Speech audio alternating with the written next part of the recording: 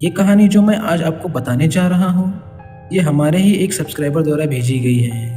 तो ये कहानी मैं उनके पॉइंट ऑफ व्यू से आज आपको बताने जा रहा हूँ। मेरा नाम विशाल है और मैं उत्तर प्रदेश का रहने वाला हूँ।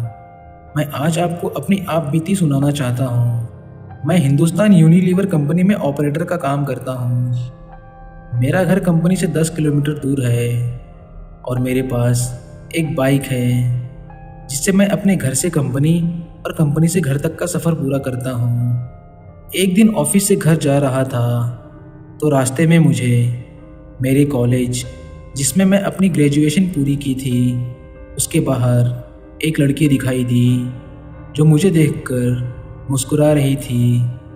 मैंने उसे अनदेखा करते हुए घर की ओर निकल पड़ा।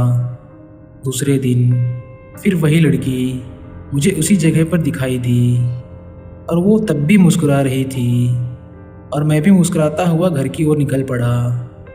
मुझे उसकी प्यारी सी मुस्कान से प्यार हो गया था, लेकिन कभी रुकने की कोशिश नहीं की। वो लड़की कई दिनों तक मुझे ऐसे ही दिखाई देती रही। फिर एक दिन वो मुझे वहाँ नहीं दिखाई दी। मैं बेचैन हो गया, लेकिन मैं उसके बारे में कुछ नहीं जानता था और ना कभी उससे बात की थी। इसके लिए उसका पता भी नहीं लग पा रहा था। मैं कई दिनों तक उस लड़की के नहीं दिखने से बेचैन रहा। कई बार मैं अपनी कंपनी से जल्दी निकलकर उसका इंतज़ार भी करता, पर वो मुझे नहीं दिखाई देती। एक दिन मेरे मोबाइल पर किसी अनजाने नंबर से फ़ोन आया। मैंने फ़ोन उठाया तो एक लड़की बोली। उसने मेरा नाम पूछा और वो मुझसे बात करने लगी और बताया कि मैं वही लड़की हूँ जिसे तुम रोज़ बाइक से गुजरते हुए देखा करते हो। मैं चौंक गया, इसके पास मेरा नंबर कैसे आया और ये मुझसे क्यों बात कर रही है। लेकिन उसकी मीठी बातों में इतना खो गया कि ये सब बातें भी मैं भूल गया। एक दिन उसने मुझे कॉलेज के बाहर मिलने के लिए बुलाया। मैं और मेरा दोस्त हम दोनों बाइक पर उससे मिलने गए, क्योंकि मैं कभी किसी लड़की से अकेले नहीं मिला था तो घबरा रहा था। मैं और मेरा दोस्त जैसे ही कॉलेज के बाहर पहुँचे तो वहाँ वो लड़की कहीं पर भी दिखाई नहीं दी। मैंने काफ़ी फ़ोन लगाया, लेकिन उसका फ़ोन स्विच ऑफ आ रहा था। मैं घर लौट गया और घर में घुसते ही उसका फ़ोन आया तो मैंने गुस्से से कहा कि हम वहाँ पर आपका इंतज़ार कर रहे थे, आप क्यों नहीं आई।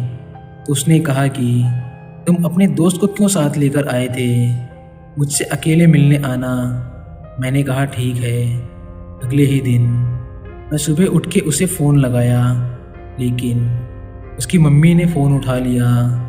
मैं एक बार तो डर गया, लेकिन कॉलेज के प्रोजेक्ट का बहाना करके उसकी मम्मी से बात करने की कोशिश की, लेकिन उसकी मम्मी ने कहा पागल हो गए हो क्या, प्रिया को मरे हुए 3 महीने हो चुके हैं। मैं एकदम से हक्का बक्का रह गया और मेरे हाथ से मोबाइल छूट गया और मैं बुरी तरह कांपने लगा।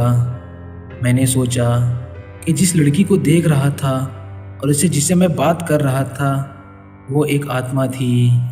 मुझे फिर भी विश्वास नहीं आया। मैं अगले ही दिन प्रिया की मम्मी को फ़ोन लगाकर सारी घटना सुनाई तो उन्होंने कहा मेरी बात पर यकीन ना हो तो मेरे घर आकर देख लो। मैं प्रिया के घर गया तो प्रिया के फ़ोटो पर माला लगी थी। उसकी माँ ये घटना सुनकर भावुक हो गई, लेकिन उस दिन से मैंने अपनी वो सिम निकाल कर फेंक दी और नया नंबर ले लिया और फिर कभी उस नंबर से फ़ोन नहीं आया। लेकिन आज भी मैं अनजान नंबर से फ़ोन आता हुआ देख सहम जाता हूँ। तो दोस्तों, आपको ये कहानी कैसी लगी आप हमें कमेंट करके ज़रूर बताएं। अगर आपको ये वीडियो पसंद आई तो हमारे चैनल को सब्सक्राइब करना ना भूलें।